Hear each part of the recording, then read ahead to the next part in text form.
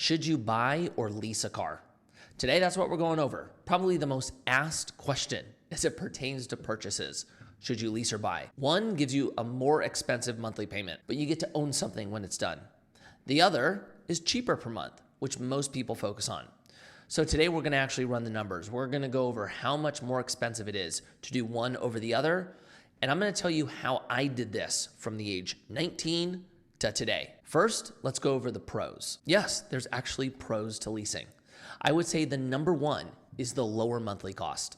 With leasing, you're not paying only principal back. You're basically borrowing and repaying the difference of a new car and the price of the car once the lease is over. Now there's other fees, but very simply, that's it. Each month, you have a lower monthly payment. Two, you're driving the car for the most reliable years of that car. You get the car year 1 to year 3. Three, when you lease a car in a business, you typically capture more tax deductions. The IRS allows you to capture depreciation and the financing cost in every monthly payment. And here's the cons when it comes to leasing. And I think this is one of the biggest ones. When you lease a car, you always have a monthly payment. There will never be a case where you pay off the financing and then you have no car payment, or even if you bought a car in cash. That doesn't exist. You will always have a monthly payment. Two, if you drive a lot of miles, leasing a car is very difficult. You only get a limited amount of miles. It's either 10, 12, or 15,000 per year. And if you go over, it can get pretty expensive. In some cases, they'll charge you 50 cents for every mile you go over. And three, with a lease, you don't have a lot of flexibility. If something happens and you can't afford your lease anymore, they make it very difficult and very expensive to get out of your lease. Now, there are third-party sites where you can put your car on a marketplace and somebody can take over your lease, but it's just not ideal. It's an extra step and an extra set of inconveniences. Now, out of all the pros and cons, the thing that most of us focus on is the monthly payment, which is cheaper per month when you lease. So let's break down the numbers and see what we're actually dealing with. Now, before I go into the numbers, if you like this content, you find it valuable, hit the like button, subscribe so you get notifications for all the new videos I put out. So we're gonna run this off a brand new Subaru WRX. In this model, we're gonna consider that after 3 years, we're gonna own the car. So we will be buying it out of the lease. Purchase price is $31,625. We're gonna put $2,000 down. APR is 3.9%. So our monthly payment is gonna be $873. We're financing it for 36 months. The resale value in 3 years will be $27,156. So our total spend is going to be the $873 per month for 3 years, plus our down payment of $2,000, which is going to total $33,428. Now let's consider the lease. $2,000 down, 3-year term. The buyback or resale value, $23,390. Monthly payment, $417. So our total spend, the $417 per month for 36 months, plus our down payment, plus our buyback. So our total spend, $40,402. So if we would have bought the car from the beginning and financed it, we'd be all in $33,428 versus the $40,402 if we leased it for the first 3 years and then bought it after. So we would have saved a significant amount of money by just purchasing it in the beginning. But the reality, most people don't do that. The usual experience for somebody who leases is they lease for 3 years, they give the car back, and then they do it again. So we're now gonna run an example if we don't buy it out in 3 years. So if we bought it, our total spend was the $33,428. So we subtract the resale value, the $27,156, which would give us $6,272. So that would be the cost of using that vehicle for 3 years. Now let's look at the lease. The total spend was all of our monthly payments plus the down payment, which totals $17,012. So that's an $11,000 difference. It's $11,000 more to lease a car than it is to buy. And this is what I want everybody to hone in on. We shouldn't be making decisions based on the monthly expenses. Don't do the option that's just cheaper for the month. You need to look at the total spend for the life cycle and then look at your best option at that point. The monthly lease was a lot less. It was almost half. But then you look at the total cost to do so, significantly more. So let's all make sure that we're looking at the total picture as opposed to a little fraction of time in the total cycle. Now I'm gonna tell you exactly my 20-year history buying and at times leasing cars. When I was 19, I started with buying a car. I bought it in cash. I didn't want a monthly payment. And a big thing was I was always taught that cars are depreciating assets, they suck your money, and you should avoid a monthly car payment. That's what I was always taught. So I started buying Honda Civics. The most expensive Honda Civic I bought was $3,500. I bought an Acura Integra. I think back then it was like $4,500.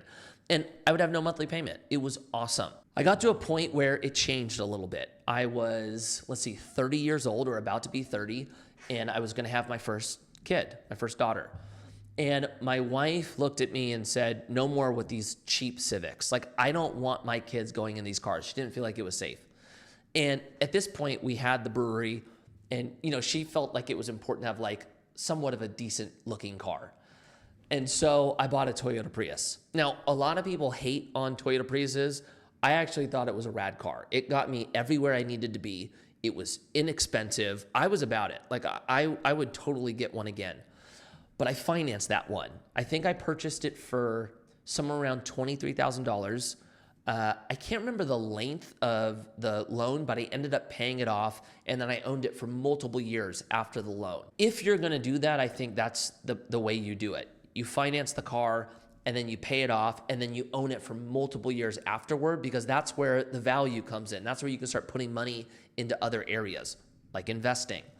From there, I bought another car, and then I ended up leasing a car. I leased my first, ended up being my second Tesla, but the first time I ever leased a car was a Tesla. I found that I was going through cars like every 5 years. And so part of me was going, you know what, if I get rid of cars every 5 years, maybe it'd be smart to just lease.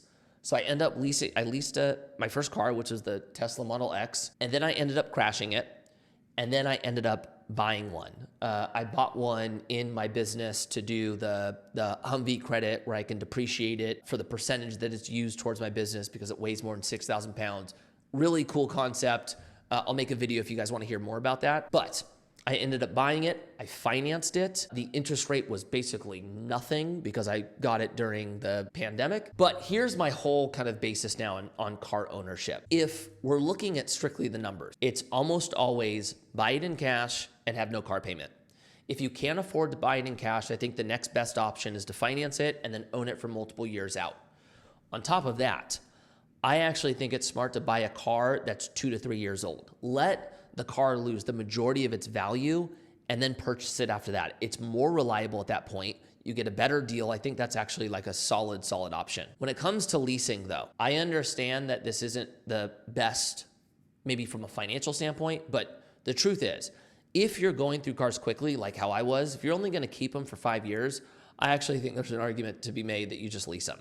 And just know, like, you're not making the best financial decision, but like, you go through them just quickly.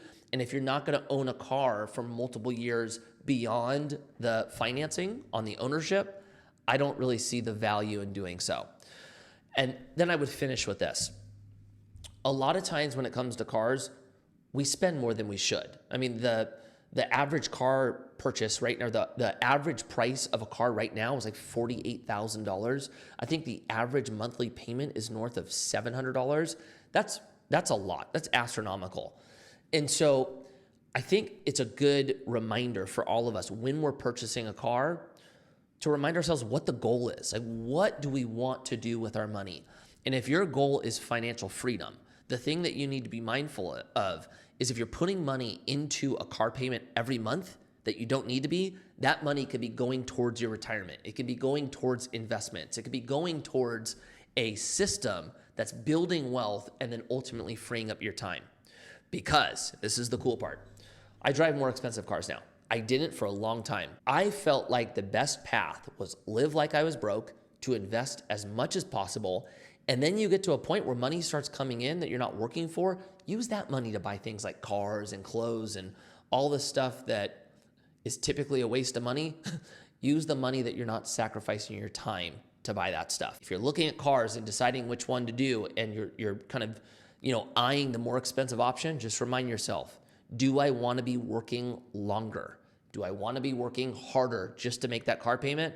Or would I rather drive a cheaper car, put more money into my investing so that at a younger age, I get to the point of not having to work? It's a good reminder for all of us.